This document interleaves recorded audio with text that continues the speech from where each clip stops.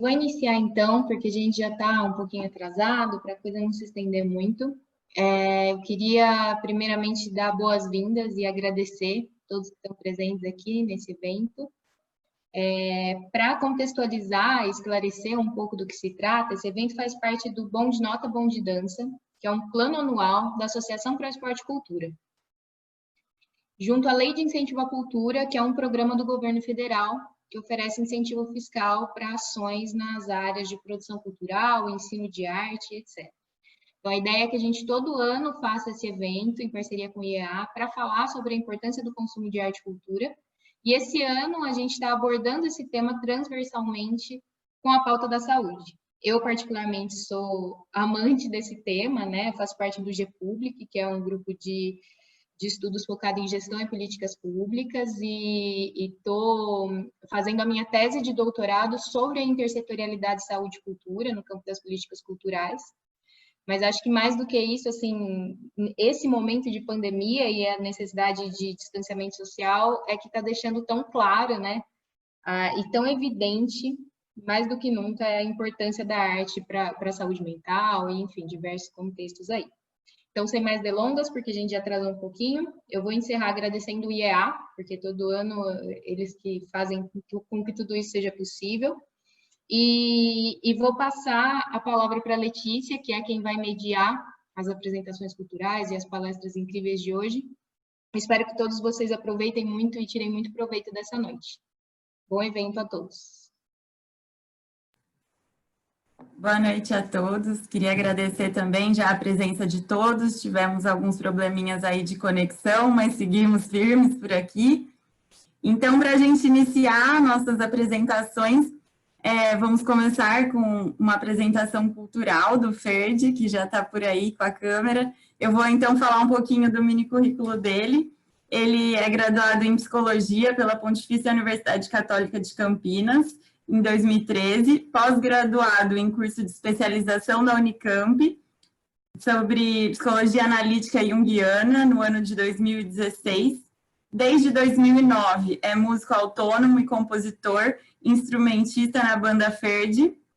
Com o trabalho de música autoral, tem um disco e um EP lançado em 2016 e 2018, e se apresentou em casas de show do sul sudeste do Brasil, no SESI, no SESC, e também tem apresentações internacionais, na Alemanha, no Soulfar, e ainda com apresentações em Montevidéu, no Uruguai, e no Festival Extremo, que também foi em Montevidéu.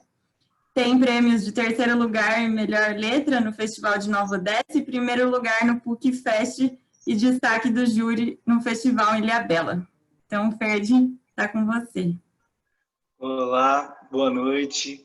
Muito obrigado aí pelo convite, é uma satisfação enorme estar participando desse evento. Ali a gente já se conhecia da faculdade, né? Eu vou começar então, me apresentou aí, eu vou começar então com uma música que não é nem do EP, nem do disco, do Ginga Gigante, nem da Pele, é do Griot, que vai sair agora dia 9 de setembro. Então, é uma música que já está no YouTube, para quem quiser procurar, se chama Ecos do Ego. Sem se sabotar, repare pra ver que a culpa não serve pra gente crescer. Se deixar errar pra se conhecer, para ser mais do que só parecer.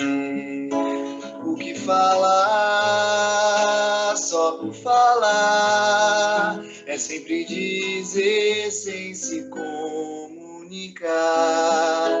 Entre ouvir e escutar, é preciso fazer o ego se aquietar. Siga leve por onde você for pisar, pois em breve a vida vai se transformar, mudando tudo de lugar. Medo de mudar, medo de perder, o medo do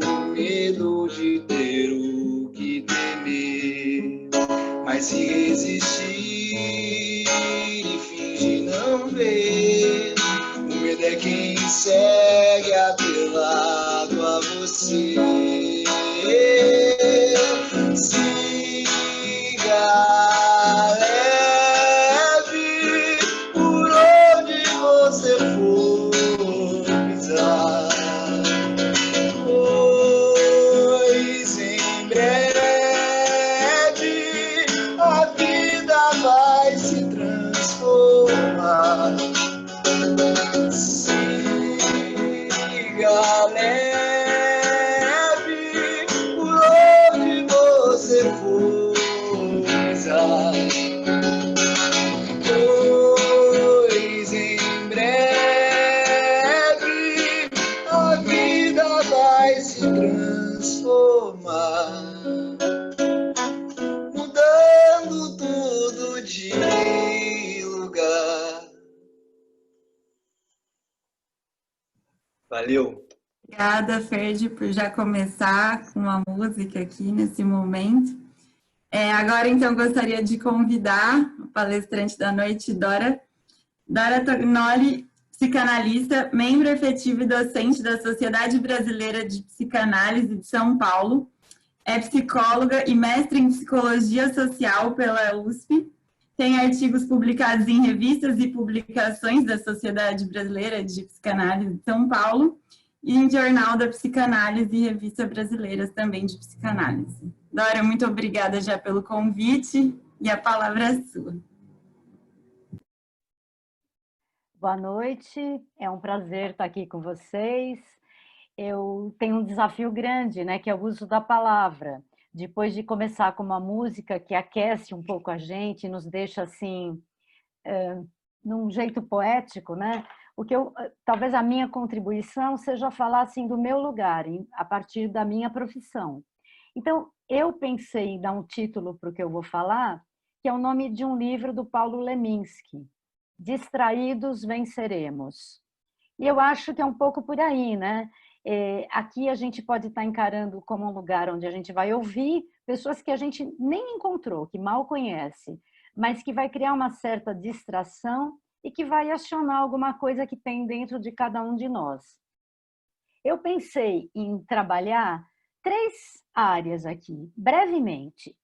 É inevitável não falar da pandemia, eu acho que eu queria começar por aí, né? Então eu vou introduzir um pouco como é que tem chegado para mim, dentro do meu trabalho, isso que assolou a todos nós, que a gente chama de pandemia. Num segundo momento, eu vou falar um pouco do ponto de vista da psicanálise, como a psicanálise encara a constituição de todos nós, como que a gente chega ao mundo e que encrenca é essa de estar nesse mundo. E depois, para terminar, fazer uma conexão com o tema de vocês, que é o tema da arte. Eu não entendo, eu não sou crítica de arte, mas eu sou eu sou uma apreciadora. Então, eu estou falando também como uma pessoa que valoriza e tem benefícios a partir da arte. Então, a primeira coisa que eu queria falar é que a gente tem lido muito e está um pouco esgotado de tanta informação que nos chega sobre a tal da pandemia. E talvez fique muito difícil a gente estabelecer um critério e dizer genericamente como as pessoas estão vivendo esse momento um pouco traumático, né? Traumático no sentido de que ele não avisa, ele chega e ele tira a gente de um lugar seguro, nem sei se tão seguro, mas do nosso lugar, né? Então o que a gente observa é que cada pessoa está reagindo de uma forma. A gente encontra muitas reações e a gente sempre destaca o lado triste, o lado da solidão. E até no nosso país, que tem uma condição não privilegiada, a gente está falando de um certo grupo, né, que até pode obedecer aquele protocolo do fique em casa, né? Nem todo mundo pode se submeter a essa ordem, que a princípio ela tem um sentido protetor. Eu estava querendo começar por aí mesmo, que é a ideia de fique em casa e isolado. Então, essa forma que a gente está vivendo, ela tem uma grande questão, porque ela retira a gente da realidade, ela retira a gente dos encontros, ela impede que a gente saia, né, como a gente sempre fez, E essa situação, para o modo de vida que a gente leva na modernidade, já cria também um contexto muito particular. A grande pergunta é como é que cada um de nós vai descobrir recursos para permanecer seguro em casa e não adoecer, né? Então, a gente tem ouvido muitas coisas. Por exemplo, na semana passada, na Folha de São Paulo, na capa, tinha uma matéria dizendo de uma pesquisa que estava se referindo à depressão e ansiedade dos jovens, de um público específico, pela questão do ficar em casa, da privação dos grupos de amigos, da escola, dos passeios, do contato. E então a gente fica um pouco assombrado quando ouve isso, né? E até assusta. Mas assim, o que a gente tem observado também é que muita gente foi obrigada a visitar seus recursos e criar um modo de vida para poder suportar essa situação que ela é um enigma, a gente não sabe quando vai acabar e nos deixa assim meio num vazio, né? Então a gente tem saídas criativas, talvez uma delas seja essa forma aqui como a gente ajeitou de conversar, de trazer várias pessoas e a gente está num grupo aqui, que é uma coisa interessante, é um pouco triste, porque a gente não tem um encontro, a gente não se conhece pessoalmente, a gente está privado desse convívio. Então, eu acho que uma questão que fica para cada um de nós, e que talvez ligue com a ideia da cultura e da arte, é como que a gente tem enfrentado esse fenômeno que entrou na vida da gente. E como é que a gente tem lidado com a perda da realidade exterior e com o hábito que estava muito comum, do jeito como a gente vive, nessa sociedade midiática totalmente voltada para fora. Talvez essa forma que a gente adotou agora, protetora, ela nos convida a entrar em contato com as coisas mais íntimas, mais privadas, mais domésticas.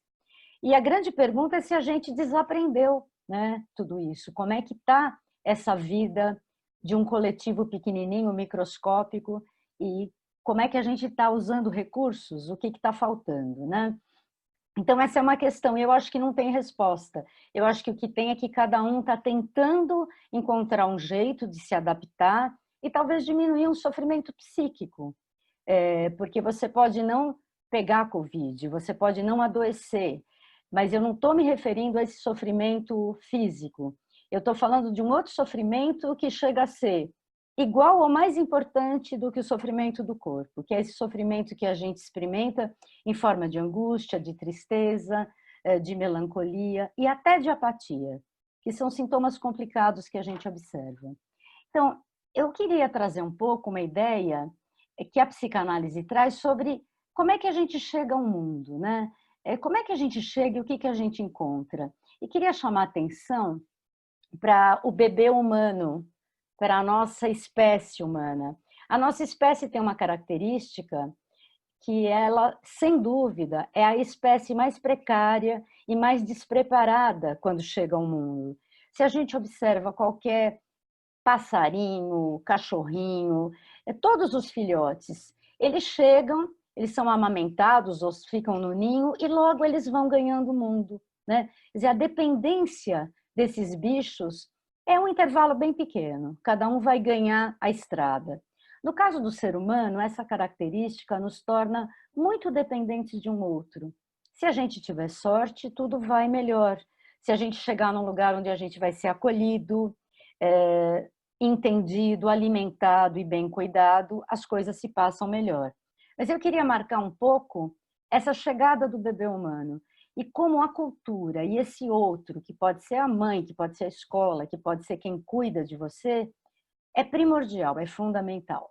E tudo começa daí, né? Tudo começa desse encontro. O que eu queria marcar é exatamente esse outro que olha para a gente com cuidado, nos observa, nos escuta e dá até um sentido para as mensagens que a gente emite, que a princípio são um choro ou uma noite mal dormida de um bebê, quer dizer, é tudo muito precário. E essa coisa vai acontecendo de um jeito muito bonito, porque com toda a evolução que a gente tem da tecnologia, dos recursos, das ferramentas, da própria medicina, nós humanos somos muito precários. Talvez a gente sofra do mesmo mal que a humanidade sempre sofreu. Quando a gente vai ler os gregos, a literatura, os poemas, os épicos, a gente percebe que o enredo é sempre o mesmo. Tá certo que muda a forma de contar, mas a gente tem questões com amor, abandono e pertencimento a grupos, etc. E todos nós passamos por isso, né? Eu queria dizer que, no começo, nós somos um corpo, que nem linguagem tem. E a gente chega e a gente se depara com uma cultura que vai nos moldando, vai nos entendendo e nos constituindo, né? E se a gente tiver um pouco de curiosidade, observar como se passa esse início num bebê, a gente pode aprender muito. Eu acho que o bebê que chega tem muito a nos ensinar. Cada um que chega, ele vai ser submetido a uma cultura, ele vai ser forjado naquele idioma, naquele grupo ao qual ele pertence, e ele vai passar a ser um que representa aquele grupo. Para a psicanálise, as coisas não são muito otimistas. O que se entende é que esse corpo, ele já é um problema, ele propõe trabalho. Talvez o primeiro trabalho seja o trabalho da necessidade, né? A gente tem desejos, a gente tem necessidades físicas, a gente tem fome, sede, e no começo nós não temos ferramentas para resolver essas questões. Então a gente está na dependência do outro. Então a primeira demanda é o corpo físico, onde entra fome, sede, sexualidade, etc. Bom, a gente vai crescendo, a segunda demanda seria a demanda do outro, que vai nos domesticando, vai nos incluindo e ao mesmo tempo exigindo. Então, o que o Freud sempre dizia é que a civilização cobra um preço caro. Pertencer a um grupo exige de você uma renúncia, a renúncia aos teus instintos mais animais e primitivos. Então, a gente está sempre negociando entre eu e o outro, o que eu quero e o que meu grupo permite, o meu desejo e a lei. Isso já é um conflito. E o terceiro conflito, mais sério, é essa lei introjetada que a gente guarda dentro da gente, que seria quase o nosso terceiro senhor. Toda a moral, toda a vergonha, tudo que vai sendo internalizado e nos cobrando também. Então, se a gente olhar para isso, é uma visão trabalhosa do ser humano. É como se a gente, o equilíbrio, que é muito diferente de felicidade, quase que seria uma negociação entre esse corpo animal que tem necessidades básicas, instintivas, esse grupo do outro que me exige, que me domestica, e eu mesmo me exigindo. Então, haja trabalho. Então, realmente, a gente está falando em trabalho. E tem o trabalho da cultura. O trabalho da cultura ele vai acontecendo sem que a gente se dê conta. Até da linguagem, né? Eu queria dar um exemplo para vocês que eu acho que nos ajuda a pensar um pouco na ligação que eu vou fazer depois com a arte, como é que a arte pode entrar nessa conversa. Tem um texto clássico do Freud, quando ele observou um netinho dele, um netinho de 1 ano e 6 meses, e que cada um de nós pode fazer essa observação. Mas eu acho que às vezes a gente não para observar. As coisas são muito mecânicas, são dadas, e a gente nem pensa como é que uma criança adquire linguagem e se expressa. Eu queria citar esse exemplo para falar exatamente da expressão da criança e do brincar. E também queria dar um destaque na brincadeira da criança, que eu estou considerando aqui a matéria-prima, a matriz do que vem a ser arte depois, né? Então, nesse caso, a história era a seguinte, era uma história muito simples, mas assim, uma pessoa que tinha um ímpeto de cientista e que tinha um interesse pelo ser humano, pensou essa experiência. Então, era um bebezinho, é a famosa brincadeira do carretel, um bebê de 1 ano e meio, a mãe tinha saído, e esse bebê começou uma brincadeira onde ele jogava um carretel e ele trazia de volta esse carretel. Uma brincadeira banal que qualquer criança pode fazer. Mas um cientista não vê assim. O olhar seria, por que esse menininho tão pequeno repete essa brincadeira? Do que ele está brincando? O que ele está dizendo? Né? Mas você não vai perguntar para o bebê. E, ao mesmo tempo, esse bebê dizia uma palavra, dizia uma sílaba diferente quando ele jogava o carretel e quando ele pegava. Eu vou dar um exemplo em português, seria como a brincadeira do cadê? Achou? Se a gente parar e pegar como modelo o brincar das crianças, tem aí uma matriz muito interessante da inserção na vida. Tem uma intenção, tem um prazer e tem uma comunicação. Quem nem olha e nem liga acha que aquilo é uma repetição banal. Mas é a partir daí que a gente vai vendo como começa a acontecer uma expressão que vai se endereçar para um outro, talvez um adulto ou um amiguinho de brincadeira, e a criança começa a ter um prazer no jogo. E esse jogo, depois, ele vai se deslocar e vai virar toda a atividade criativa da gente, ou não. Então, o que nos chama atenção e preocupa é, por exemplo, quando uma criança não brinca, uma criança que tem mutismo, que ela não se expressa, ou quando uma família olha aquele bebê achando que ele está repetindo padrões que ele aprendeu. E, no entanto, ele já tem, dentro da cultura dele, uma linguagem própria, criativa e que resolve um problema dele. Então, é como se o bebê fosse um cientista, ou um poeta, ou um artista. No caso dessa brincadeira do carretel, né, o que se pensava? É que aquele bebê brincava de fazer a mãe ir embora e voltar. Então, ele reproduzia a separação e o afastamento da mãe. Então, ele imitava essa situação que era de dor, porque a mãe foi embora, e com a brincadeira ele obtinha prazer. E a pergunta é, a gente pode fazer isso a vida inteira. Como é que a gente cria e a gente brinca e joga, às vezes com situações sofridas, de uma forma poética, e frui de um certo prazer diante disso, né? Então, o meu destaque aqui é sobre o brincar, atividade de brincar. E aí eu ia dar um passo grande para um adulto, antes de falar da arte, né? Eu ia dizer o seguinte, por causa da experiência clínica, né? O que eu posso dizer aqui como exemplos próprios meus, até para contribuir nessa mesa, é que assim, a gente, quando atende criança, a gente se dá conta da expressão que existe em qualquer criança. Eu tenho vários exemplos, mas um deles, que eu acho que ilustra o que eu estou dizendo, é que certa vez, há muito tempo, eu me vi diante de um menino muito pequenininho que tinha 1000 dificuldades de comunicação e orgânicas, né? E num certo momento, ele se interessou por mitologia. Então, o que a gente fazia? A gente escolhia um mito, eu como analista do menininho, né? Uma ludoterapia, onde a gente brinca na sessão. E o menininho pedia para eu ler a história, só que eu não lia, ele queria ver no meu tablet, então um jeito moderno de trabalhar, porque é a ferramenta das crianças. Então a gente assistia aos mitos. As histórias eram contadas, existiam as figuras, e a gente conseguiu visitar vários mitos. Mitos, por exemplo, um deles que era chocante, que era uma história de um fulano lá, que eu não lembro o nome, que ele cozinhava o filho num banquete para agradar os deuses. Eu li essa história do lado de um menininho de 6 anos. E um menininho de olho arregalado. Mas aquela história, um pouco trágica, violenta talvez, ela conseguiu movimentar dentro desse menino algumas fantasias, alguns temores que ele tinha. E o mito era terrível, porque o filho era o banquete, era servido num banquete para os deuses. Depois esse homem foi castigado. Quer dizer, um mito complicado. E uma criança consegue acompanhar e ter ideias sobre isso. Então, um mero exemplo.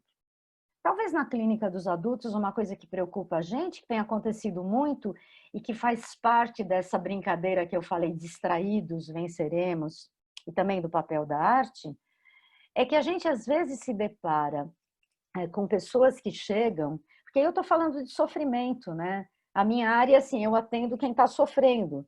Quem vem me procurar e vai procurar um analista está com uma questão, está com uma dor, está com um sintoma psíquico, N sintomas. Então, a gente, como analista, hoje se depara com um mercado injusto, né? Porque existe uma medicalização, e a medicalização visa, a medicalização exacerbada, ela promete eliminar seus sintomas. Se está deprimido, você melhora, você tem insônia, você dorme, e os remédios funcionam, né? Só que eu queria colocar uma coisa aqui, que tem a ver com arte também e criação, é que muitas pessoas dizem que quando elas tomam esses remédios, elas melhoram, mas o que acontece é que elas não têm desprazer. Então, se elas estavam muito angustiadas, a angústia diminui, elas conseguem viver melhor, elas conseguem dormir. Mas fica uma questão, e o prazer? Nenhum remédio traz prazer. O que traz prazer é a vida, é o contato humano, é a liberdade de pensar, é a poesia, é a criação. Eu quero exemplificar com uma certa patologia que tem acontecido muito, que são pessoas que chegam dizendo assim: bem, eu estou numa zona de conforto, está tudo bem na minha vida, eu tenho trabalho, eu tenho família, eu tenho uma casa, está tudo ok. Só que eu não tenho prazer, eu não estou aguentando essa vida. Então, quase que uma queixa de uma apatia, de uma falta de afeto. E não existem nem perguntas para essas pessoas não conseguem se perguntar o que elas têm, elas não sabem o que elas têm. Até lembrei de uma música do Arnaldo Antunes que diz assim: socorro, não estou sentindo nada. Bom, isso pode ser uma patologia da apatia, da falta de sentir, né? É como se fosse uma doença branca, que não deixa marcas, mas não é uma vida vivida com prazer. Então, eu queria deixar isso aqui para marcar o que seria essa vida apática, que às vezes acontece, e ela acontece porque talvez a gente tenha dificuldade de lidar com o modo como a gente instituiu a vida, onde a gente é lotado de informação. Tudo está acessível. A gente visita tudo, a gente visita museu, cidade, tudo pela tela, tudo chega muito rápido. Mas a pergunta é, essa informação vira experiência? Ela se incorpora a gente? Ou ela só tapa um buraco? Ou ela só tapa um vazio e dá uma sensação de saciedade, mas não de prazer? E quando eu falo em prazer, o modelo de prazer para a psicanálise é o prazer sexual, mas não só. A sexualidade para a psicanálise é toda a erotização, é a vitalidade, né? E essa é a questão humana também. Uma vida sem prazer vale a pena ser vivida, né? Essa é uma pergunta que fica. Eu queria deixar essa questão. E é claro, né? Eu posso ter recursos, mas até que ponto eu passei a ser um observador de mim, como uma mãe foi de um bebê? Até que ponto eu consigo me fazer as perguntas? Eu acho que hoje a gente está querendo ir muito atrás das respostas, e o mais importante seria colocar as perguntas. E aí eu queria entrar um pouco numa ideia de arte que eu acho que vale a pena a gente falar aqui, porque é o nosso, né, o nosso tema. Eu acho que eu queria pensar assim, a arte do ponto de vista do artista, mas do ponto de vista do receptor, daquele que se beneficia da arte. Eu e alguns de nós aqui. O artista é um caso à parte, né? O artista, a gente, quando vê um artista, pode ser o Ferdi tocando violão, ou o Vinícius mostrando as suas fotos, ou alguém dançando, ou um pintor, pouco importa. A gente reconhece que aquele fulano lá, ele nos transporta para um lugar, ele consegue desviar a gente da vida besta, da vida cotidiana. Essa é a função da arte. Ela cria um desvio nas coisas pragmáticas e funcionais, né? Então, é claro que o artista é alvo de nossa admiração, porque a gente olha e diz, eu não conseguiria tocar violão, eu não conseguiria pintar esse quadro, eu não consigo tocar esse violino.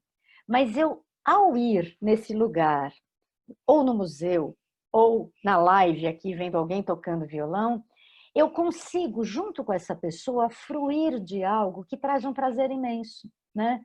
Então, eu acho que a função da arte é um pouco essa, é um desvio dessa vida, fruição.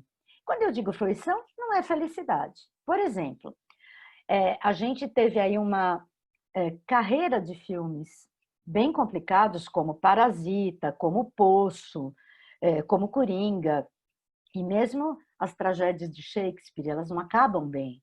Então, a questão não é que dê um bem-estar. Eu preciso ver um quadro bonito para ficar feliz? Não seria essa a função da arte.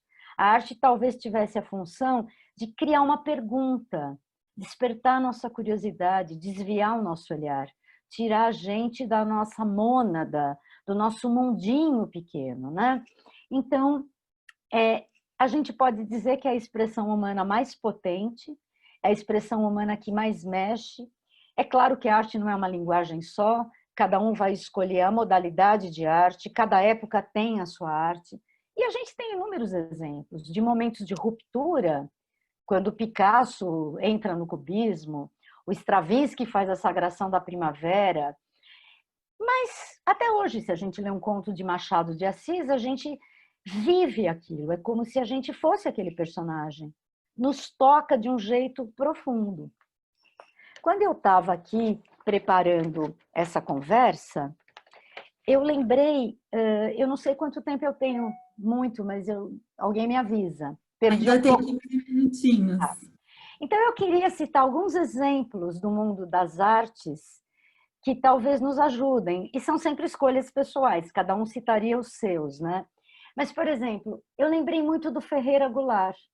O Ferreira Goulart, ele é um artista, era, né? Porque ele faleceu, ele viveu muito tempo, mas ele carregava nele, ele era poeta, cronista, foi artista plástico e ainda era crítico de arte. E todos os domingos ele tinha uma crônica na Folha de São Paulo, que eu corria para ler. Então, eu sou leitora, era leitora dele. Então, eu queria mostrar para vocês um pouco o que acontecia. O jornal, que tem notícias políticas, governos absurdos, no meio tinha o Ferreira Goulart, era um espaço de lazer que tinha lá. Mesmo quando ele falava de um problema, de uma doença mental, de um amigo que tinha morrido, do Rio de Janeiro, não importa. A questão é que ele transformava um tema muito simples e conseguia tocar todos nós. E eu também lembrei dele, porque certa vez eu li que ele dizia assim: a arte é inútil, a arte não serve para nada. E aí que está o valor da arte. E eu queria marcar isso também.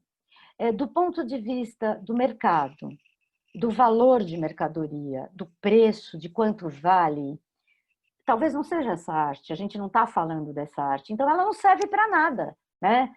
Mas ela serve para algo que é transcendente, que consegue nos transportar. E num mundo muito utilitarista, né, às vezes ela fica num lugar de desprestígio, a gente sabe disso, né? Como é difícil uma carreira de artista, como é difícil alguém se apresentar como artista na família e dizer: olha, mãe, eu vou tocar violão, eu sou um pintor. Quer dizer, o susto que isso dá, porque parece que essa pessoa vai ser um desviante, e ela vai ser mesmo. E eu estou tomando aqui um desvio como uma necessidade de sair de um caminho traçado. Porque se a gente pensar, a arte oferece alguma coisa que a gente não encontra no mercado, na banca, na rua. É algo que se cria. Então, tem toda uma beleza.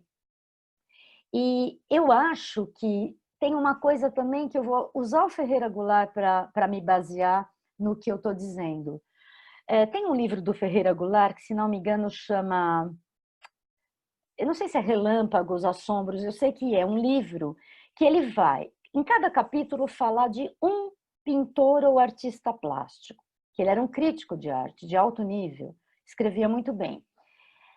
O que é bonito de ver nesse livro, acho que chama Ressonâncias, acho, esse livro. Mas, assim, ele, quando via um quadro, a questão dele era a disponibilidade para deixar aquela obra de arte penetrá-lo. E a total curiosidade, como uma criança, por isso que eu comparei com uma criança sempre pergunta: por que o céu é azul? Por que está chovendo? Por que você está sem sapato? Por que eu tenho cabelo preto? Por que o vírus é perigoso? A criança faz a pergunta para a qual a gente não tem resposta. E muitas vezes a gente fica inquieto e fala: para de perguntar, para de perguntar.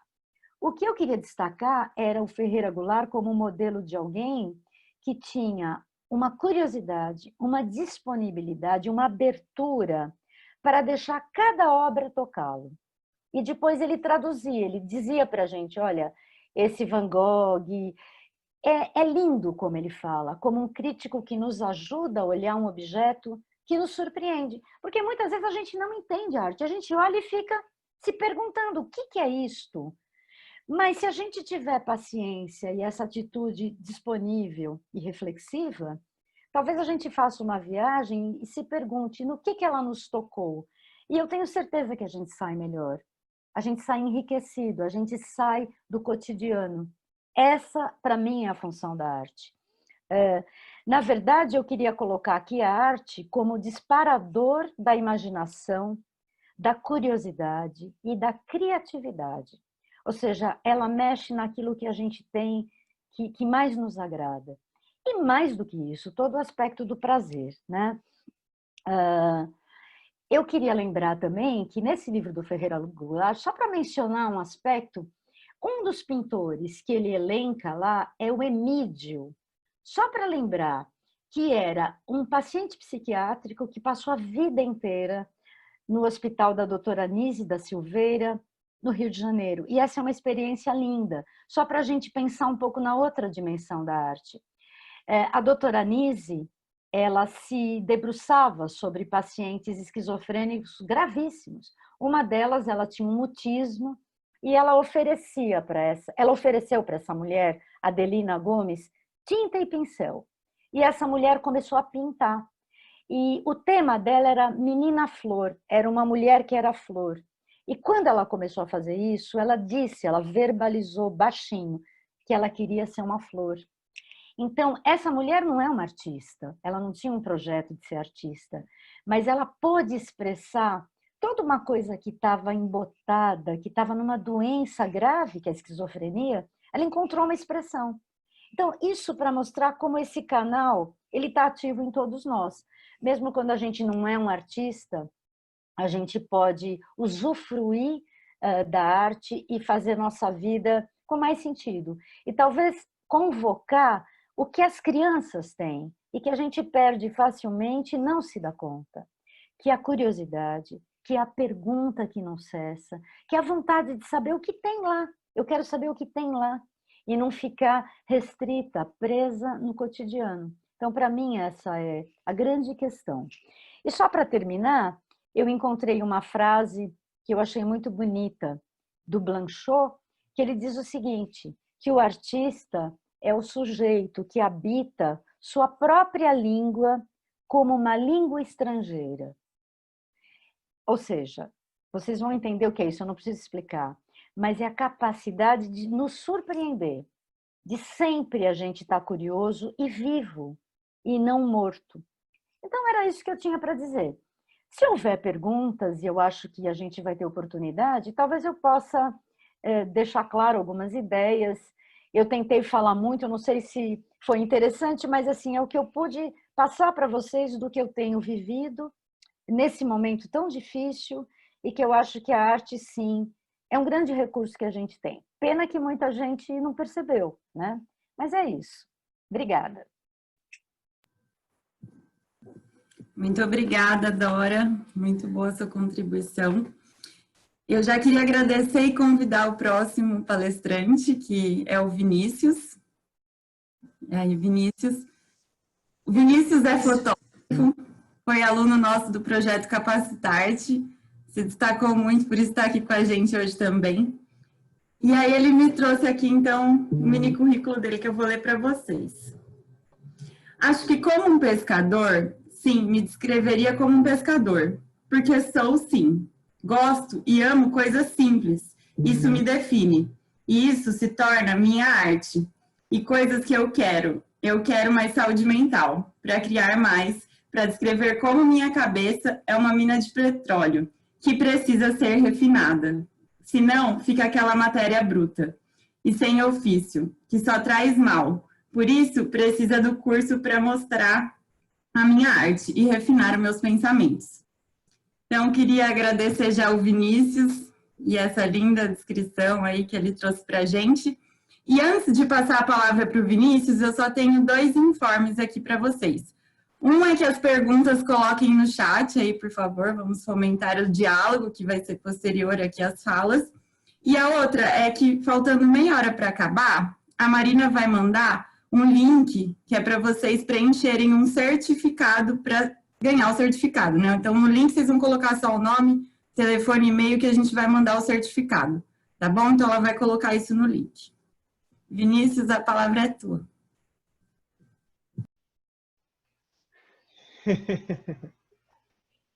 Boa noite para todos. E para começar, eu queria começar com um tipo de fala mais,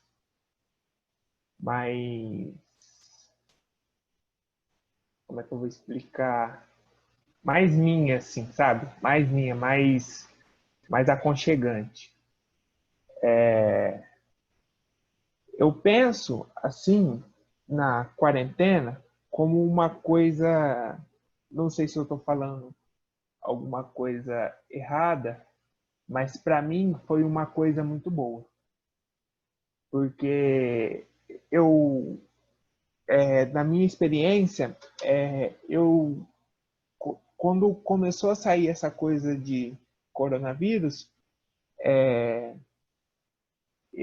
o curso parou e eu liguei assim para a enfermeira do Hospital Dia, o que eu vou fazer nessa quarentena, o que vai acontecer, o curso vai parar, e o que vai acontecer. E aí ela me disse, tudo tem seu tempo.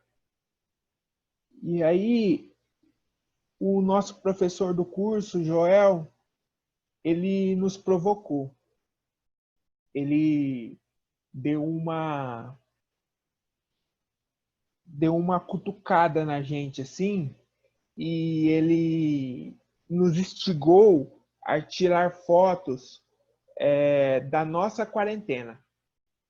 Tirar fotos daquilo que a gente estava vendo dentro da nossa casa, dentro da nossa quarentena. E aí, eu comecei a tirar algumas fotos e fui tirando, e com isso eu consegui perceber uma coisa dentro de mim, dentro da minha cabeça, que eu tenho um tipo de combustível mental na cabeça. Eu consegui ver isso dentro do meu corpo, dentro da minha pessoa, um tipo de combustível dentro do corpo que eu tenho que, como é que eu vou falar? Como diz na descrição, eu tenho que refiná-lo, senão ele acumula na minha cabeça e ele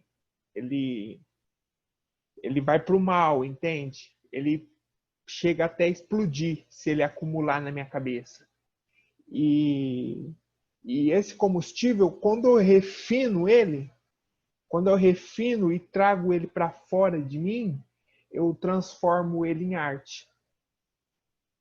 Eu faço o que eu fiz nas fotos, que o meu professor me provocou para fazer as fotos.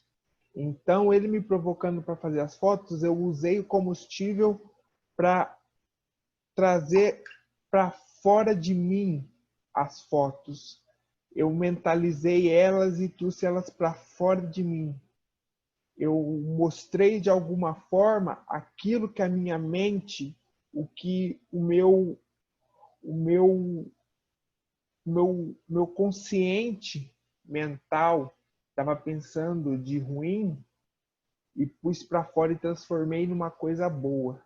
Isso é uma coisa assim que eu penso que essa coisa da saúde mental, a gente transformar aquilo que a gente tem de ruim em uma coisa boa, é uma terapia que a gente tem que fazer constantemente, porque até a gente ir um dia, a gente não vai parar de produzir essa matéria bruta. Então a gente vai ter que trazer para fora e transformar em arte. Transformar essa coisa que a gente tem na cabeça em arte. E é o que eu fiz. Eu transformei tudo isso em arte e praticando o olhar. praticando o olhar que eu tenho, eu transformei tudo aquilo em experiência de vida. Teve uma vez que eu fui com meu pai pescar, e a gente foi pescar tudo e, e eu peguei para tirar algumas fotos. E chegando lá, eu comecei a tirar fotos do lugar, tirar fotos da paisagem. E eu vi ele pescando e ali eu usei meu olhar para gravar o momento, gravar aquela cena. Depois de ter olhado aquela cena, eu tratei de tirar a foto. E quando eu tirei, eu senti uma coisa, sabe? Senti um frio na barriga, que é isso que é a arte, que é a coisa que você tem que sentir na hora, que você tem que mostrar para si mesmo, que você está pondo para fora de você, para os outros verem e sentirem aquilo mesmo que você está sentindo naquele momento. Sentirem o sentimento que você sentiu naquele momento. Que você tirou a foto e você sentiu aquele momento. Que você congelou naquela hora e transformou ela em matéria. Transformou aquele sentimento em matéria. Dado isso, esse sentimento que eu falo é muito parecido com todos devem conhecer o Cartola, né? Aquele cantor. E nas músicas dele, ele traz muito, mas muito, muito sentimento. E eu tento nas minhas fotos, eu não estou comparando ao Cartola, viu, gente? Mas eu tento muito nas minhas fotos trazer o sentimento que eu estou sentindo assim para aquela foto, para as pessoas quando verem sentirem um impacto. O impacto para que elas se sensibilizem na hora, para elas sentirem esse frio na barriga que eu senti na hora que eu tirei a foto. E mostrar para elas que a arte é uma coisa que a gente não faz às pressas, não faz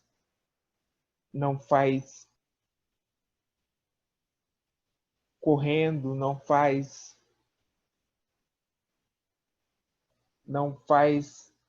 sendo uma pessoa nervosa. A gente faz a arte querendo ser uma pessoa melhor, aquilo tirando aquilo da cabeça, tirando todo o mal que a gente tem na cabeça. E podendo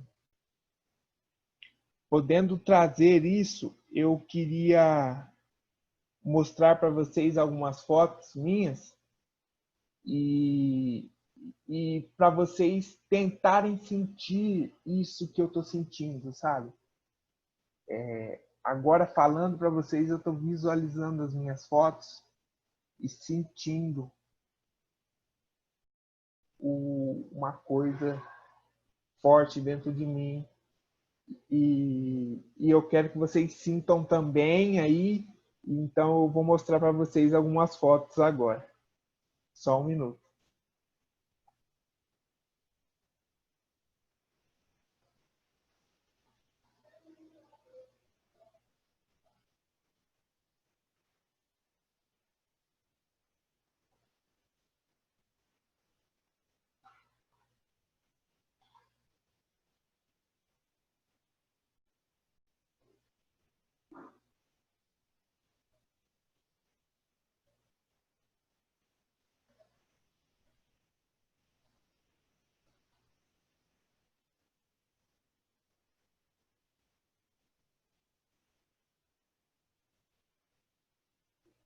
Aí, gente, isso é uma das fotos. Abriu, tá dando para ver. Dando para ver, né? Essa é uma das fotos que eu separei para mostrar para vocês. E quando eu tirei essa foto, eu estava com o meu professor, com o pessoal da turma, e eu estava num sentimento de felicidade e harmonia na hora, e limpeza de espírito, sabe? E espero que dê para captar isso dentro de vocês, porque é isso que eu estou querendo ligar. É a saúde mental, descarregar aquilo que a gente tem na mente na arte, naquilo que a gente faz de bonito. Aqui outra. Essa eu já estava angustiado, mas sem chão, e fui pôr as emoções para fora. E tirei essa foto. Nessa também, nessa eu estava mais angustiado e fui pôr as emoções para fora e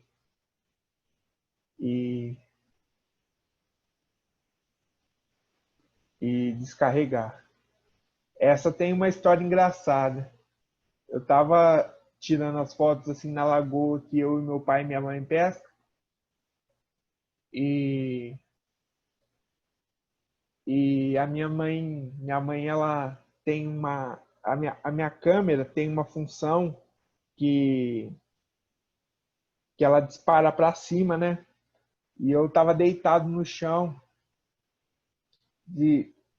tirando essa foto. E minha mãe disse: não é você que lava sua roupa, né, para tirar essa foto, né? Não é você que lava a roupa. Eu falei: mãe, isso aqui é para uma grande amiga e você vai ter que fazer esse sacrifício. Então eu tive que tirar a foto. É isso, gente. Meu trabalho e as fotos que eu tiro. E a quarentena foi isso para mim. Foram essas emoções que eu senti. Foi essa força de querer pôr para fora os sentimentos e mostrar em forma de foto aquilo que eu sinto dentro de mim, que me cativou. E eu tenho muito a agradecer ao curso, ao pessoal do Capacidade, que me propôs o curso para mim poder melhorar a minha saúde mental. É isso.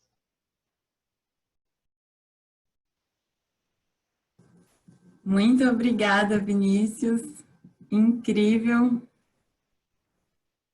Estou tentando fechar aqui. Eu também. Queria agradecer de verdade o tanto que você engrandece trazendo sua experiência, né? E fiquei aqui pensando o quanto é importante essa fala, né? O quanto ligou com a fala da Dora, da questão da gente sentir, né? Resgatar o sentir, da gente poder transformar a dor, né? Então, transformar a dor em dança, em arte, em música, em fotografia, no sentir, né? O que a gente pode fazer nos momentos difíceis com as dores que a gente sente aí, com essa coisa ruim que às vezes está dentro da nossa cabeça. O pessoal conseguiu entender, né? Porque eu dei umas travadas, mas é porque eu tô nervoso, gente. Ficou super compreensível. Queria agradecer muito, imensamente, de verdade. Acho que vocês trouxeram questões muito importantes para esse nosso tema, né? De como a arte e a cultura pode ajudar a gente a não adoecer nesse momento difícil de quarentena, né? Como a gente resgata o sentir para ver o que faz sentido para a gente, né?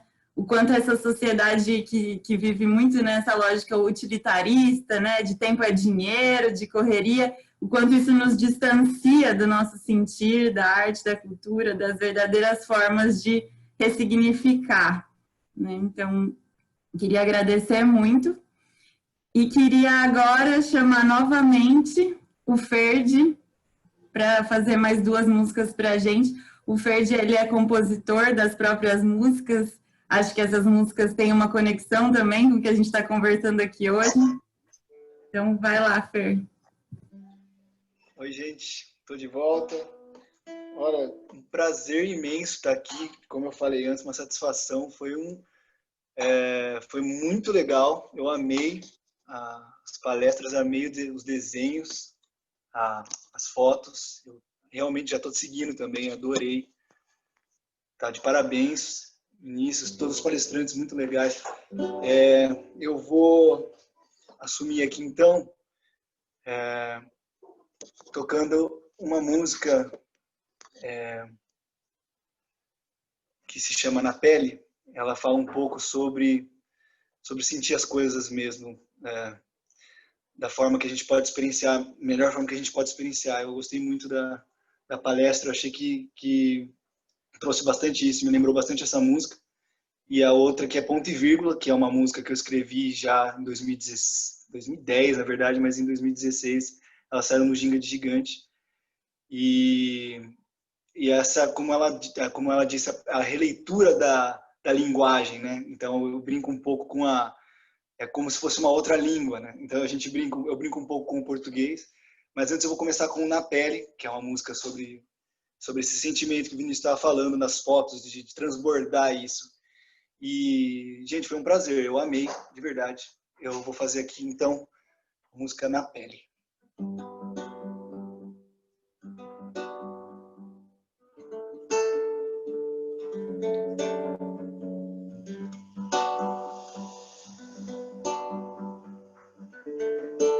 Vamos lá, Bonem.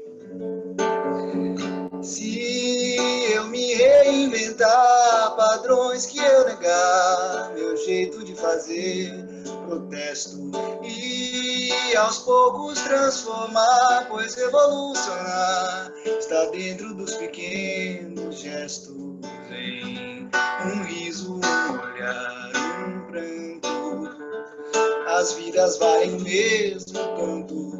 Vai desatar velhos nós e soltar sua voz. Vai conhecer em si seu mundo.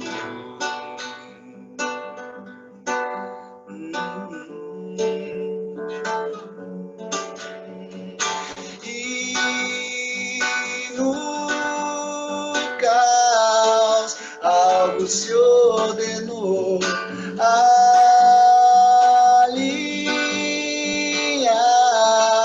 Consciência e dor, e no caos busca fluidez, o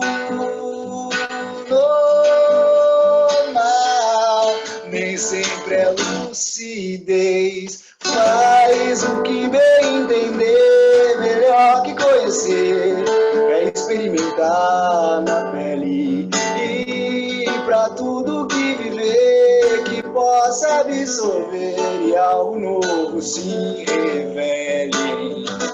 Um riso, um olhar, um canto, as vidas valem o mesmo tanto. Vai desatar velhos nós e soltar sua voz. Vai conhecer em si seu mundo.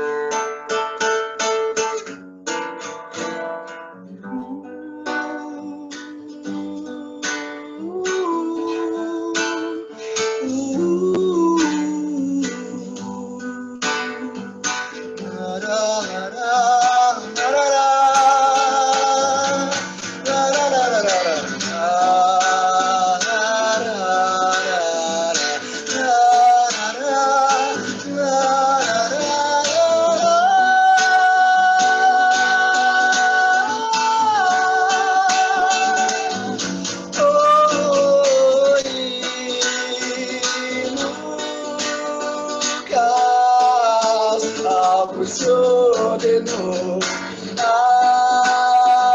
Alinhar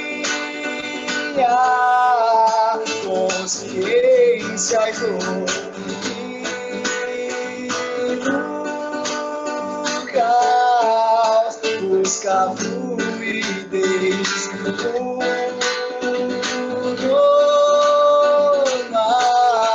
Nem sempre é lucidez.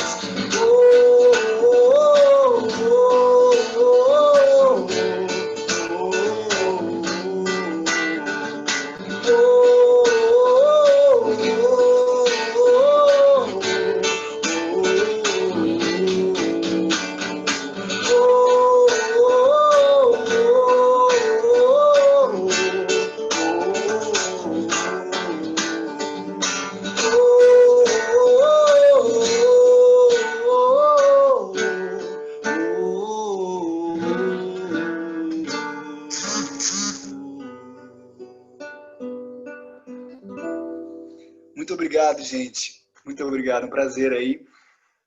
Bom, então eu sou o Ferdi, para quem não conhece. Quiser procurar no Instagram também, Ferdi Oliveira, Ferdi.Oliveira. Eu vou lançar agora um novo disco, no dia 9 de setembro. Vai ser o Griot, que... obrigado. Que são as músicas completamente novas. Já tem uma, que se vocês quiserem procurar, tá? Ecos do Ego. Eu já cantei ela aqui hoje, vou abrir com ela. Ecos do Ego tem um clipe que eu mesmo fiz. E é uma satisfação enorme estar aqui. Que bom que a arte continua juntando a gente mesmo longe. Então essa próxima música se chama Ponto e Vírgula. E ela fala um pouco sobre essa nossa linguagem que a gente usa, o nosso português querido. Com algumas brincadeiras, algumas lições de vida que a gente aprende.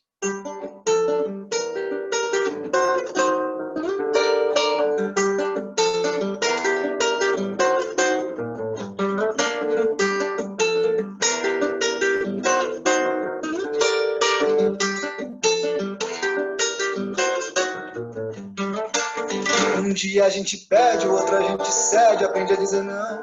Ops. Um dia a gente perde, o outro a gente ganha, aprende uma lição. Que as coisas que não vivemos sem são as que não se tem. Então vamos procurar por vírgulas ao invés de definir.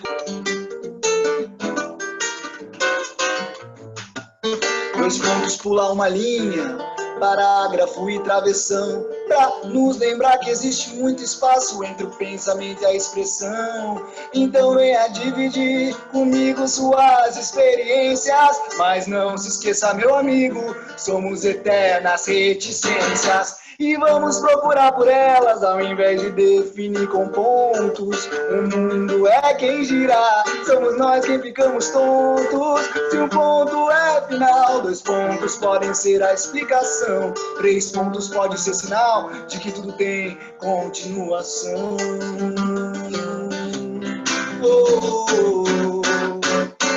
A ponta, vírgula, que de outro ponto de vista pode ser acento. Me sento, mas lápis desapontado não sabe escrever. Se ontem escrevo, hoje acho esquisito ler. Talvez seja esse o ponto de viver. Porque depois de tudo e antes de mais nada, só nos resta andar fora da linha pontilhada.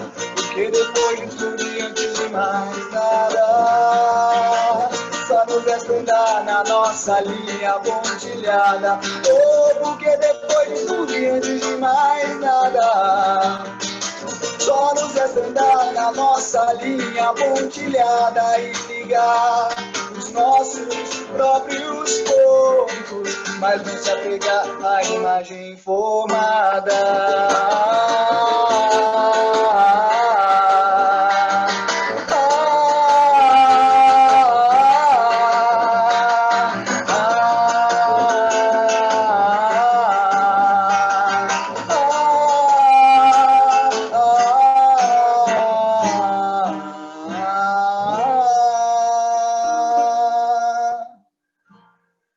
Muito obrigado, quero agradecer de coração o convite da Letícia, da ONG, todos os palestrantes, valeu demais, obrigado, valeu Arthur, e muito obrigado também Dora e Vinícius, eu adorei as palavras, e as fotos, eu realmente me apaixonei.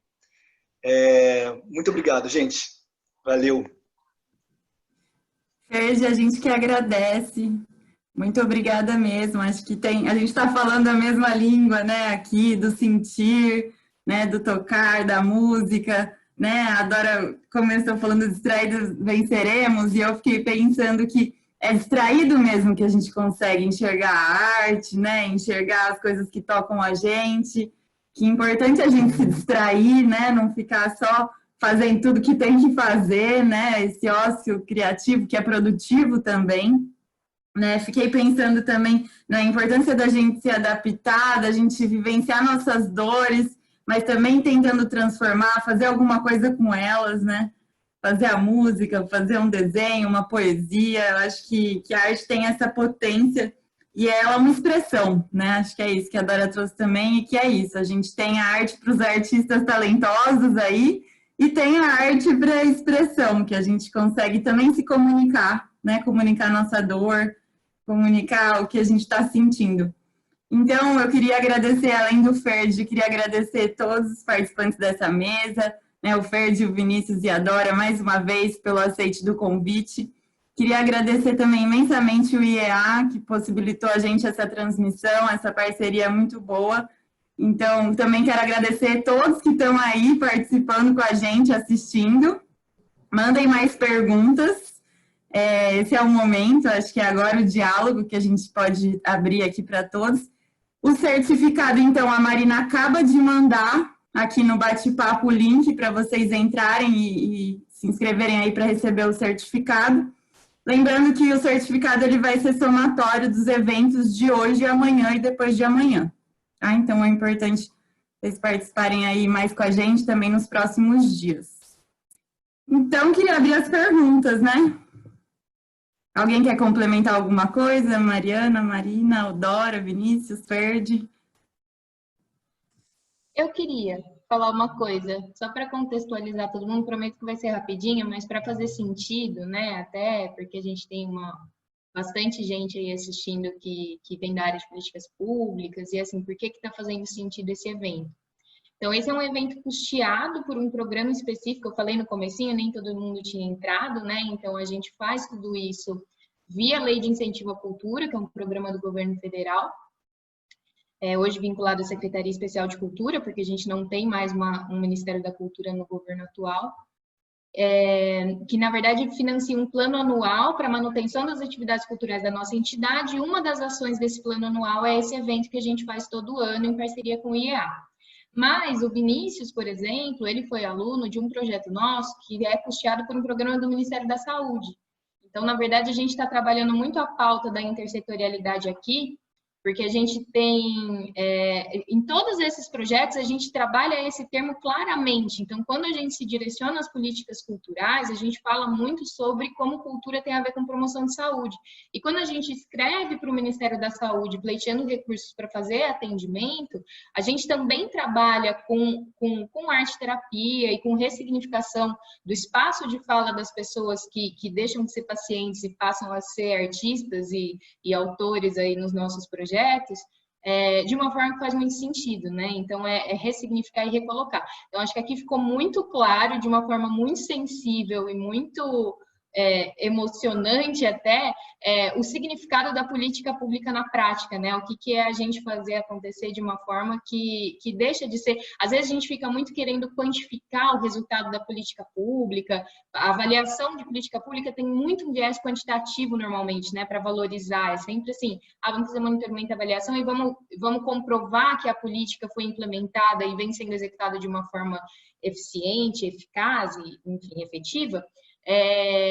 A gente procura números, e às vezes quanto que é incrível enxergar de forma qualitativa e prática o resultado da política pública, né? Então, só queria fazer essa amarração para falar que a gente vem do Ministério da Cultura, que não tem mais, a gente vem do Ministério da Saúde, e a gente tenta juntar os programas disponibilizados pelos governos, né, em esfera federal e estadual, para fazer tudo isso acontecer de uma forma muito intersetorial. Esse evento específico não tem a ver com isso, mas a gente tem um trabalho muito voltado ao esporte também, que tem tudo a ver com isso que a gente está falando. Então, a gente sempre pensar esporte, cultura e saúde de uma forma muito amarrada, porque é tudo quase que uma coisa só, dependendo de como a gente olha.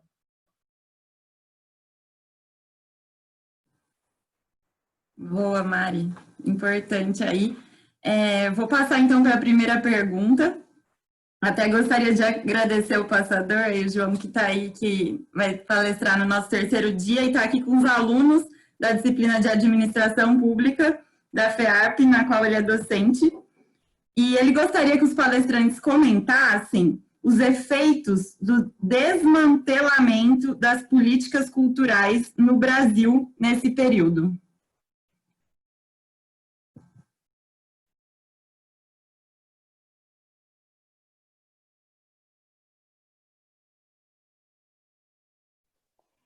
Bem, eu vou falar do meu ponto de vista, eu não faço parte desse universo, né? Eu não tenho nada a ver diretamente, e tenho, porque eu sou uma cidadã, né? Quando eu estava dizendo, pegando um modelo de bebê, mãe, família, eu estava pensando em trazer isso num plano mais amplo, né? Que eu estava pensando nessa conexão que a gente tem, o que é viver em comunidade, o que é viver em conjunto, né?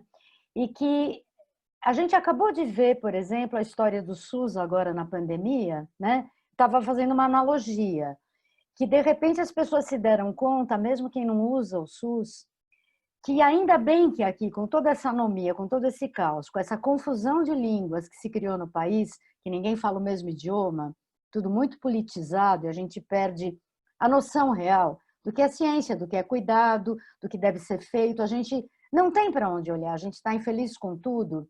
De repente, você tem um organismo montado que consegue organizar e criar um organizador para facilitar uma fase difícil. Então, eu só pensei nisso como um modelo, né? A gente precisa dessa estrutura. Ninguém vive sozinho. Então, eu acho que isso vale para tudo. Mas naquela linha de que cultura, que arte não tem, arte é inútil, né? Que é uma brincadeira que o Ferreira Goulart fazia, que não serve para nada, mas serve para tudo. Então, talvez a gente tenha uma desvalorização que chega numa esfera maior, onde não é para fazer nada, e não precisa de nada disso. Você precisa de escola, saúde e ponto. Até lembrei daquela música dos Titãs, né?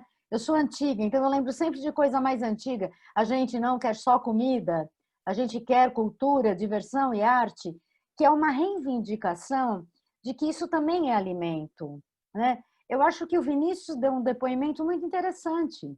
Acho que ele é melhor do que eu para mostrar o que é você estar engajado numa coisa que você produz e que é olhada e que é reconhecida. Alguém olha e dá um valor simbólico para aquilo. E isso motiva também quem produz. Então, acho que a gente vive numa rede, a gente não está isolado. Eu acho que isso é só um detalhe que eu queria apontar, né? Que esse desmantelamento, claro que ele é nefasto, mas a gente deveria resistir, né?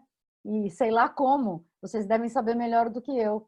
Eu acho que o que vocês estão fazendo é uma prova de uma resistência, um evento que tenta ilustrar como é que funcionam esses poderes aí, um pouco de Estado, um pouco privado, para ver como que as coisas podem se articular. Então, é isso que eu queria dizer.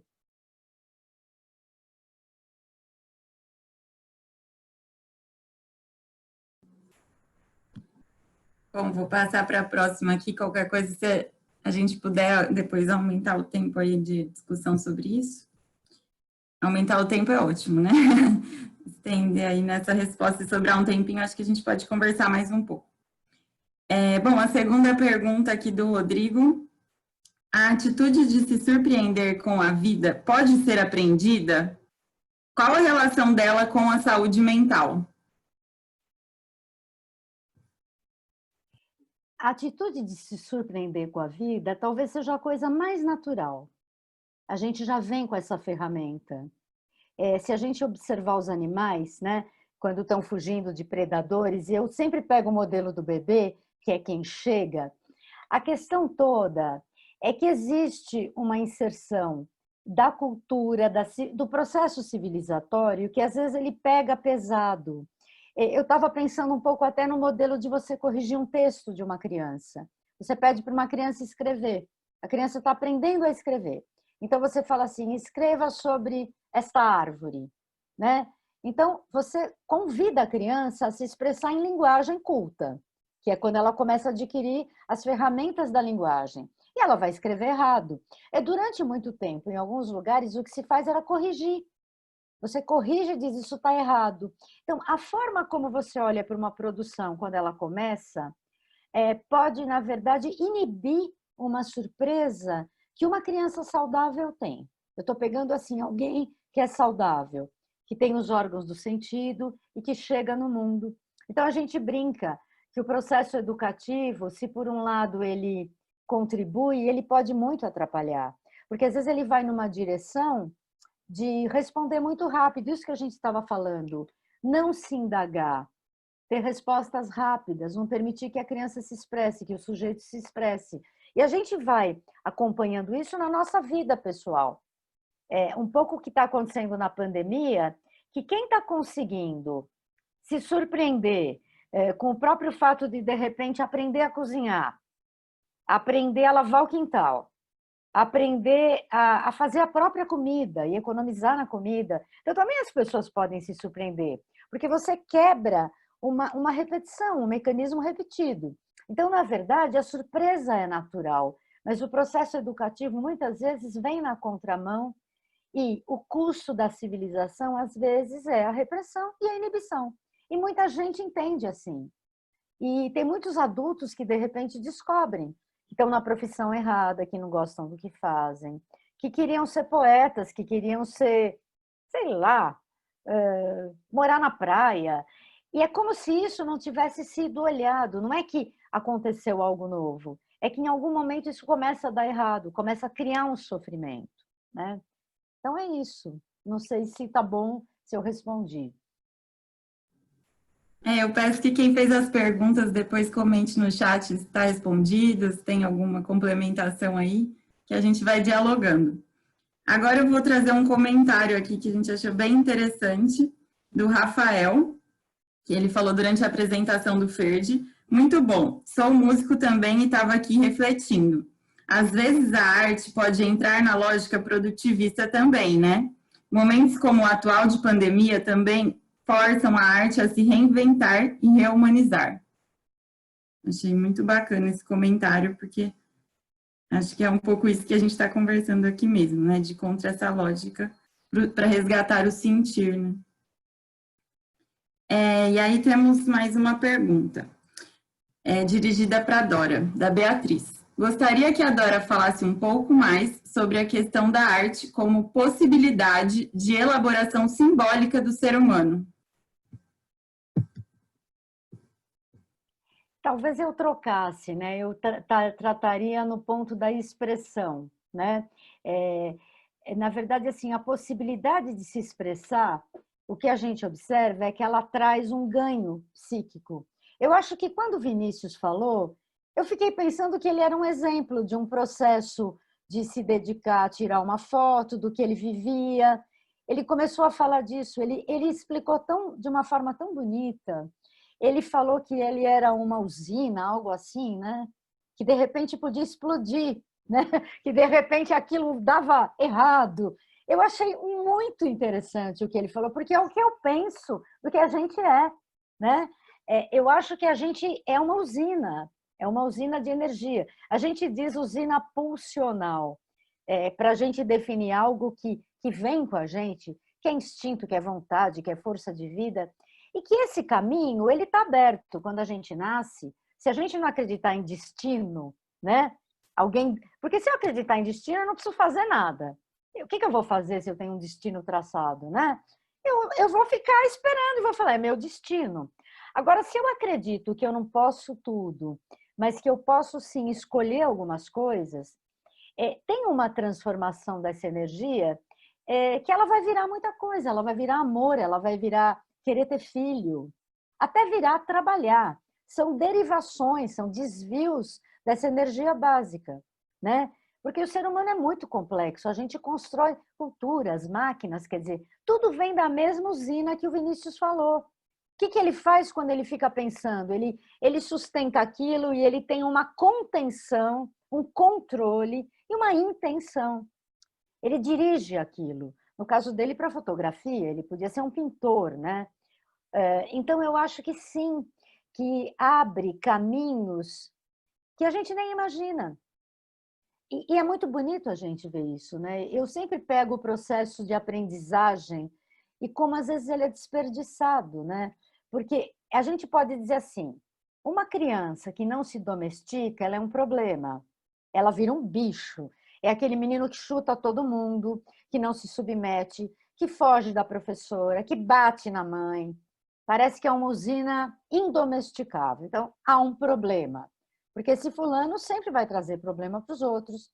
Ele está sempre chamando uma certa violência e uma agressividade. Mas o lado oposto, que às vezes não é visto, é o pior, que é o lado da inibição. Alguém que fica apequenado, tímido, às vezes por questões pessoais, às vezes a família até incentiva, mas não consegue achar um lugar, não consegue se expressar, né?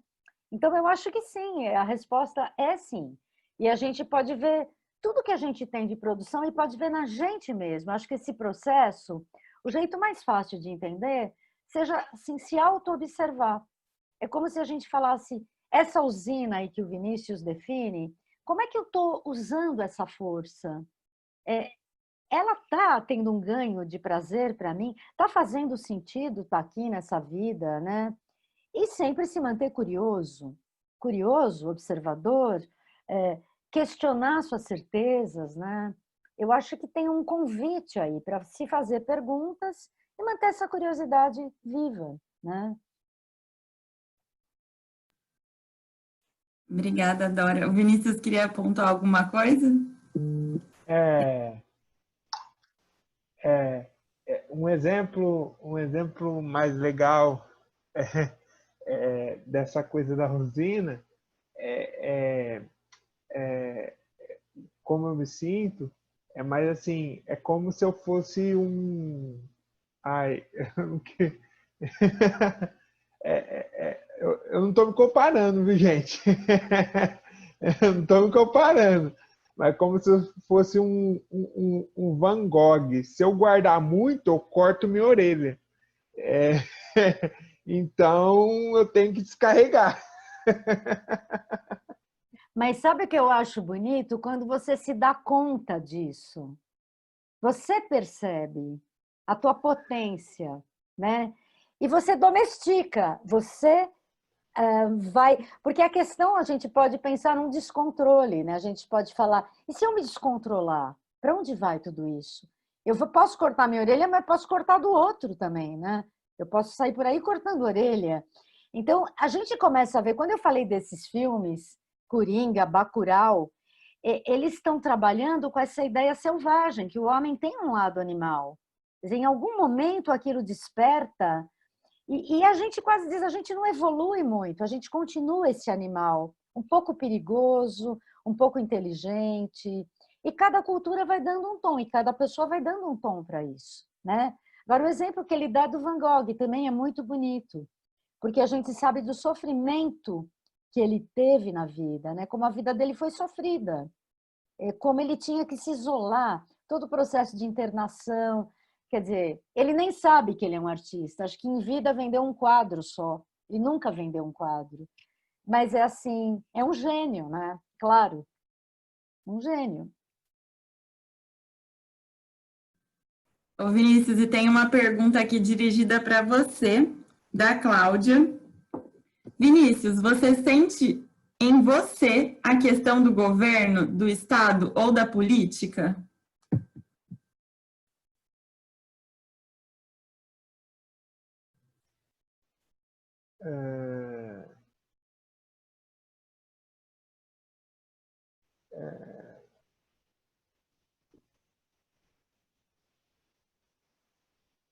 Vixe. Pode falar que não sente, às vezes não Se sente. pensar um pouquinho também, fica bom. Eu acho que não sinto não. Porque eu ia falar um negócio aqui, mas deixa quieto. Pode falar mesmo? Pode falar mesmo? Às Às vezes teve dia de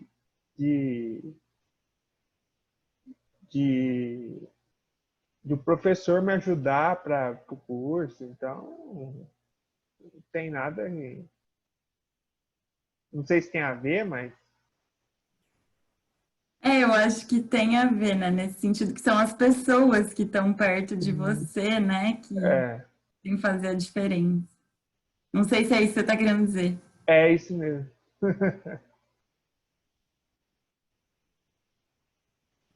Não sei se eu respondi, não sei. Respondeu, sim. Pois quem quiser comentar também, vou passar para a próxima pergunta, então, que é anônima. Aproveitando que tocamos no assunto do Ministério da Cultura, considero que essa pode ser uma análise importante. Vocês veem a extinção do Ministério como um risco para a nossa cultura? Acho que a Mari é uma pessoa boa para responder essa pergunta também. Eu estava morrendo de vontade, mas como eu não sou palestrante. Bom, gente, eu acho que sim, eu acho que a gente tem um histórico de política cultural num país que é extremamente instável, né? O Ministério da Cultura, ele é do final da década de 80, começo da década de 90, é super recente, e a gente não consegue ter uma estabilidade. Então, troca governo, extingue o ministério, volta ao ministério, né? A gente cria o ministério com o Sarney, aí entra o Collor, já acaba com o ministério, depois vem o Fernando Henrique, volta o ministério, mas inopera todas as políticas públicas que existem, a gente fica com o ministério totalmente esvaziado em função basicamente da lei de incentivo, que é uma coisa controversa também. As pessoas tendem a achar que a lei de incentivo fiscal é um programa esquerdista, né? Eles falam, porque sustenta os artistas de esquerda, da Lei Rouanet, tem toda uma mídia construída em torno disso, como se fosse uma política muito intervencionista, mas em realidade é uma política que tem parâmetros extremamente neoliberais, né? Se a gente para pensar que a gente delega para a iniciativa privada o poder de decisão para onde vai o recurso público. Então, é o governo destinando o recurso público com base numa escolha que é 100% da iniciativa privada, que muitas vezes vem a atender os interesses de marketing das grandes empresas, né? Então, assim, não se trata de uma política nesse sentido. A gente teve um momento muito próspero e talvez o melhor momento da história da política cultural brasileira, que é o que eles chamam de era Gil-Juca, né? Quando o Gilberto Gil foi ministro da Cultura e logo depois o Juca Ferreira, foi quando a gente construiu políticas públicas de verdade, né? O Cultura Viva, que atuava em rede, que tinha os editais de repasse, e o reconhecimento da cultura. O que é a cultura, né? Então, muito mais no sentido de valorização da diversidade cultural do que num sentido de criar uma identidade cultural única, né? Essa coisa do hino nacional, da bandeira, né? A gente vê esse governo atual, por exemplo, ele não só extingue o ministério, tem várias outras ações, então exigências de que, assim, como que o hino vai ser aplicado nos projetos, como que... Enfim, tudo isso está sendo gravado, vai ser enviado para o órgão público no final. Mas, obviamente, assim, claro, a extinção do Ministério da Cultura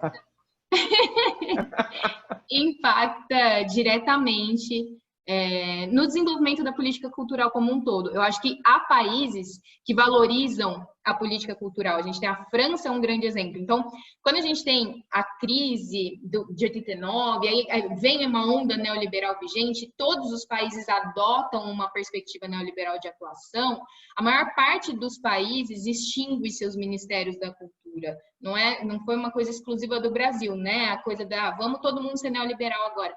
E a França sempre foi firme e falou, não, cultura é importante, cultura é relevante, um país que não valoriza a política cultural, ele perde em várias esferas.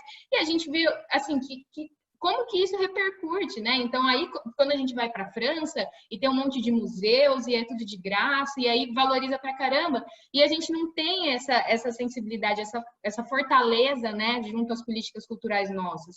E não porque a nossa cultura não deva ser valorizada, mas porque, de alguma forma, isso foi trabalhado por outras perspectivas, né?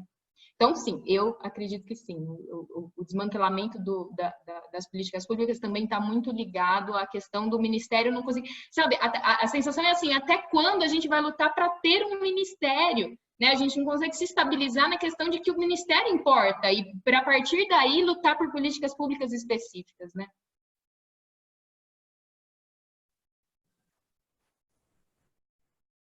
Alguém quer complementar? Mas acho que respondeu muito bem. Bom, eu tenho um comentário aqui. Seja de forma comercial ou por hobby, ocupem parte do tempo cultuando alguma forma de expressão artística. Ajuda muito, principalmente em termos de saúde mental. Estou limpo de diversos medicamentos graças ao hábito. E já vou emendar com mais uma pergunta que a gente tem aqui, direcionada ao Ferdi. A pergunta é do Rodrigo. E ele começa agradecendo pelas músicas, diz que gostou muito de todas mesmo. Parabéns de verdade. E pergunta como é seu processo de composição. Olá, oi Rodrigo, tudo bem? Obrigado pela pergunta, que legal. O meu processo de composição, olha, eu vou ser sincero com você, ele não segue um padrão, não. Então, às vezes, eu começo a escrever, tem dias que é mais fluido, vamos dizer assim, né? Então, de repente, você senta e sai, começa a escrever e começa a fazer uma melodia e fica lá. Geralmente, eu pego o violão e fico fazendo cantando alguma coisa e, de repente, vem a letra.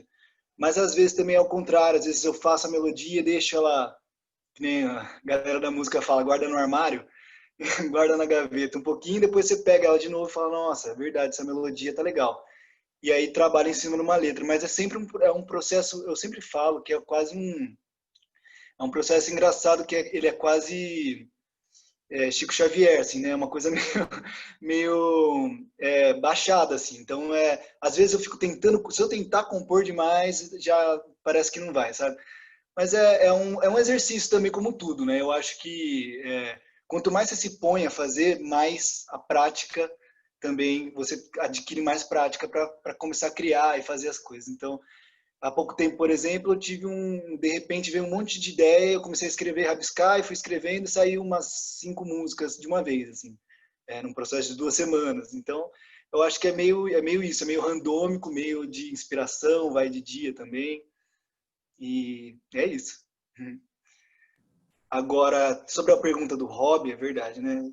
Acho que a música, assim, eu até por algum tempo eu faço ainda eu só faço isso pelo poder que ela tem de conectar as pessoas, né? Como a gente está falando aqui até agora, o poder que a arte tem de transgredir fronteiras e até internas, né? A gente chega no íntimo da pessoa, que é um negócio tão sagrado, assim, o íntimo de alguém, poder chegar lá, dialogar com isso, através de uma composição, com um desenho, qualquer tipo de arte, é uma satisfação, é um prazer imensurável, assim, é uma coisa que eu respeito muito. Então eu faço isso por conta dessa sensação, porque é muito difícil mesmo, né? Como já foi falado aí várias vezes, inclusive todos os processos que a gente está politicamente, a arte acaba tendo um papel um pouco menos relevante no sentido econômico, mercadológico, então é um pouco mais difícil das pessoas.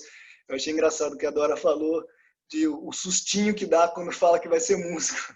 O susto, eu achei um susto que dá, né? Porque, putz, vai ser músico, vai passar alguns perrengues, é difícil, assim, mas a gente continua fazendo porque a gente acredita no que a gente gosta, que a gente faz com muito carinho, e pode inundar o mundo de arte, pode todo mundo fazer e inundar, que nunca vai ser demais, né? A gente sempre tem coisa muito boa por aí.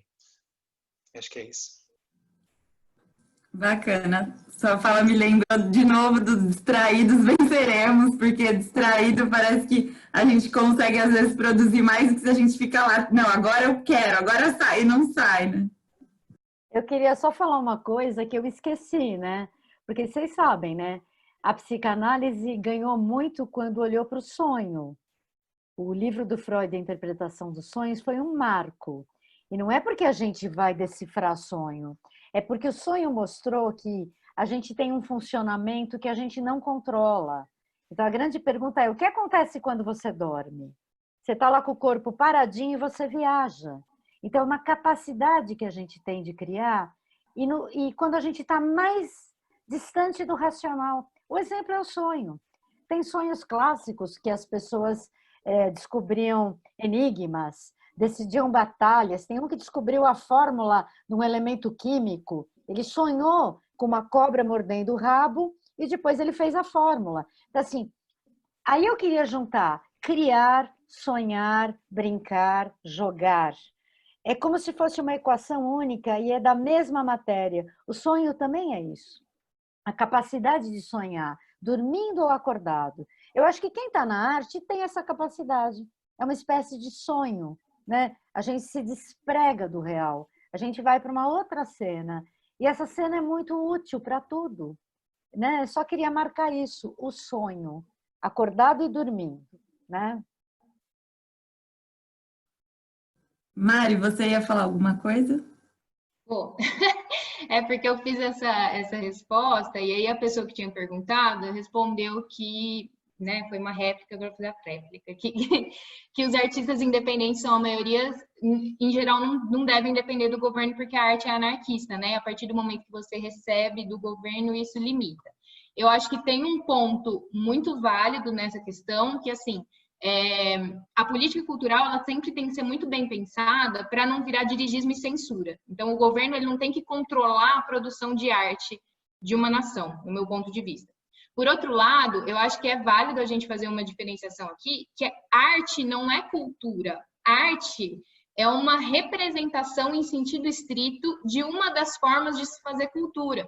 Então, a cultura é muito mais do que a arte, né? A arte é resultado de uma interação que é cultural e que gera diversas coisas, crenças, credos e entre elas a arte. Então, eu acho que assim, também pensar política ou pensar um ministério voltado só para a produção artística não é uma política cultural rica, né? E acaba entrando na lógica produtiva do mercado de consumo em massa de arte, né?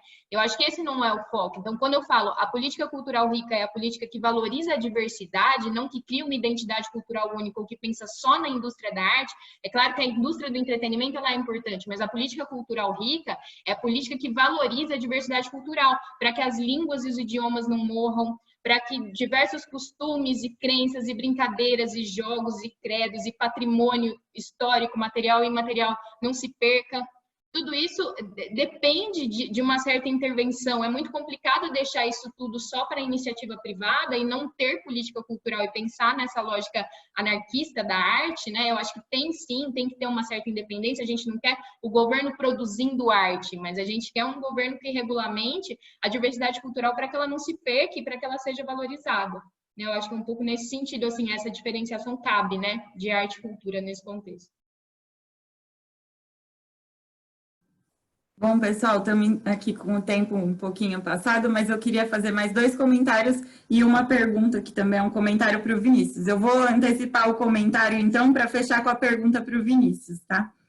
Então, o Rodrigo, sobre o que o Ferdi falou, respondeu: sim, Ferdi, gostei. Acho que independente dos padrões, a composição, no seu caso, me parece um exemplo e um grito de saúde. Inclusive, a Dora tocou nesse assunto, no criar. Me lembra um pouco do que Hannah Arendt chama de agir. Tem mais um comentário aqui da Sabrina. Não é uma dúvida, apenas um agradecimento aos palestrantes. Essa abstração foi muito necessária, em particular para mim. E aí, para fechar a pergunta que é para o Vinícius, da Marina. Vinícius, sou sua fã. Queria saber qual foi a foto mais especial que você já fez e qual a história dela. E aí, enquanto você pensa aí, eu queria mostrar uma coisa aqui.